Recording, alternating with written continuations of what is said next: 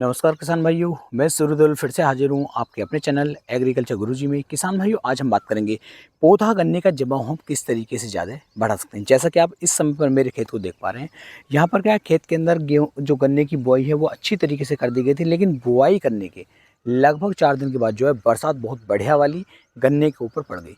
अब गन्ना पलेवा करने के बाद बोया गया था, ऊपर से बरसात हो गई है, तो यहाँ पर क्या हो रहा है कि गन्ने का जो जमाव है वो उतना अच्छा देखने को नहीं मिल पा रहा, उतना अच्छा नहीं आ पा रहा है जितना हमें चाहिए था। तो इस कंडीशन में हमें क्या करना है कि भी हमारे जो जमाव है पूरी तरीके से बाहर आ सके।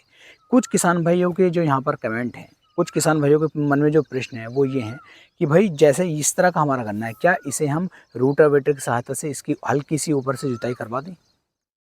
तो भाई मेरा जो तरीका है, मुझे जो रूटावेटर वाला तरीका है वो यहाँ पर कुछ सही नहीं लग रहा है।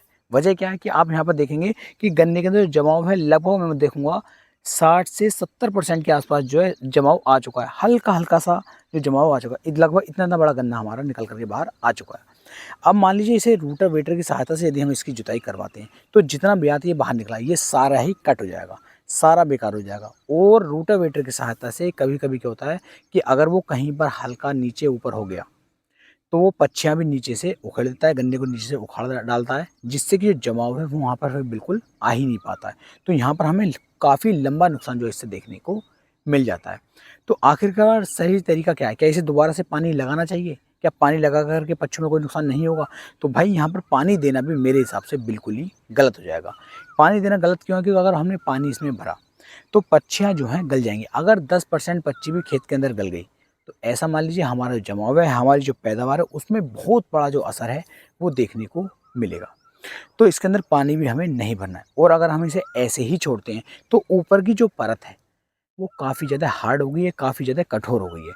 तो इस परत को तो हमें किसी न किसी तरीके से तोड़ना है। तो तोड़ने का तरीका है क्या-क्या है कि इस तरीके से हम इसे तोड़ सकते हैं, क्योंकि बिना तोड़े तो इसके अंदर जो टिल्डिंग है वो अच्छी तरीके से नहीं आ पाएगी।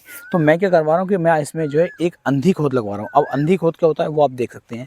भाई अंधी खोद का मतलब है कि जैसे क्या हमारा जो गन्ना है, इस गन्ने के अंदर मैंने जो है खुदाई स्टार्ट करवाई है। आप देख पा रहे होंगे यहाँ पर जो भाई हैं ये खुदाई कर रहे हैं। अब ये अंधी खोद है, मतलब यहाँ पर कहीं कहीं पर जो पोए हैं वो दिखाई दे रहे हैं, लेकिन उसके बाद भी जितना खरपतवार खेत के अंदर है वो खरपतवार भी सारा ही खत्म हो जाएगा, सारा खुद जाएगा। प्लस जो गन्ना है ये अच्छी तरीके से टिल्लिंग करने से किसान भाई शुरू कर देगा। आप देख पा रहे हैं कि उधर भी जो गन्ना है उसके अंदर भी खुदाई चल रही है, और जो अपना गन्ना है इसके अंदर भी खुदाई चल रही है। इस खुदाई से यही फ़ायदा मिलेगा कि एक तो जो ये ड्रिलिंग है ये काफ़ी बेस्ट तरीके से हमें देखने को मिल जाएगी।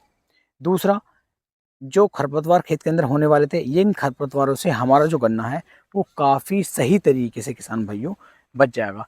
तो कोशिश आप भी यही कीजिए कि इसके अंदर एक अंधी खोद ऐसे खेत के अंदर हमें लगवानी चाहिए, क्योंकि अगर मान लीजिए हमने जुताई करवाई तो खरपतवार तो उससे भी खत्म हो जाएंगे, लेकिन जो टिल्डिंग आ रही है, जो गन्ना जमाव लेकर के आ रहा है वो सारा जो है बेकार हो जाएगा।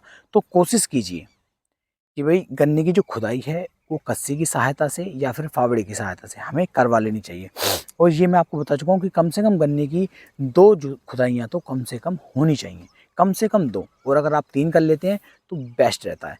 क्योंकि जब हम गन्ने की खुदाई कर रहे हैं तो गन्ने की जड़ों की जो साइड की मिट्टी है ये मिट्टी हट जाती है, तो यहाँ पर मुलायम मिट्टी आ जाती है, गन्ना फोका हो जाता है, तो टिल्लिंग ज़्यादा हमारा गन्ना बनाता है।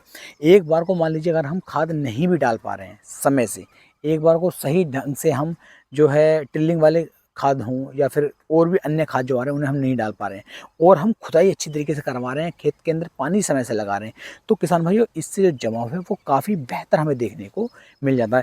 एक एक कल्ले से आपको 5-5 6-6 गन्ने जो हैं आराम के साथ देखने को मिल सकते हैं। और इतना सब कुछ करने के बाद यदि खाद भी आप समय से डाल देते हैं तो आपकी जो टिल्लिंग है, आपकी जो पैदावार है वो और भी ज़्यादा बढ़ सकती है। तो बिल्कुल भी रूटावेटर चलाने की आवश्यकता नहीं है या फिर पानी भरने की आवश्यकता नहीं है।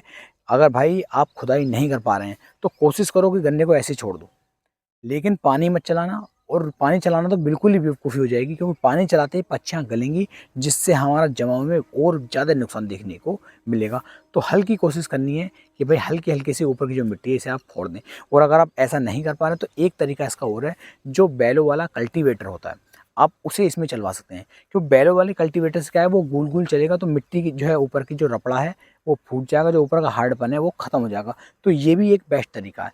या फिर जो छोटे वाले ट्रैक्टर आ रहे हैं उन पे जो पीछे कल्टीवेटर आ रहा है या पीछे जो रोटावेटर आ रहा है, आप उससे भी इस काम को करवा सकते हैं। लेकिन बड़े वाले रूटर से इसके अंदर बिल्कुल भी काम हमें नहीं करवाना है, क्योंकि अगर छोटा वाला रोटावेटर हम चलवा रहे हैं तो ऊपर की सारी पब्लिक खत्म हो जाएगी, खरपतवार भी खत्म हो जाएंगे, गन्ने की ऐसा मान लीजिए एक बहुत शानदार वाली जो खुदाई है वो आपने करवा दी। तो या तो बैलों की सहायता से करवाइए, या फिर अपने मजदूर ले लीजिए उनकी सहायता से करवाइए, या फिर किसान भाइयों ट्रैक्टर की सहायता से आप करवाइए। ऐसे आप करेंगे, अच्छी टिल्लिंग, अच्छी पैदावार आपको देखने को मिल जाएगी।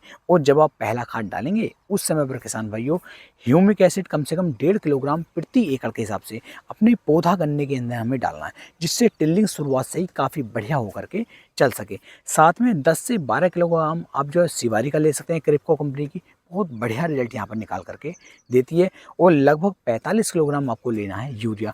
पहली डोज अगर आप इस तरह से डाल देते हैं तो गन्ने की जो टिल्लिंग है, जो बढ़वार है, जो ग्रोथ है, वो काफ़ी बेहतर तरीके से किसान भाइयों आपको देखने को मिल जाएगी। अपनी तरफ से पूरी कोशिश की आपको एक सही और बेहतर जानकारी देने की। वीडियो पसंद आई हो, वीडियो को लाइक, कमेंट और शेयर करना ना भूलें।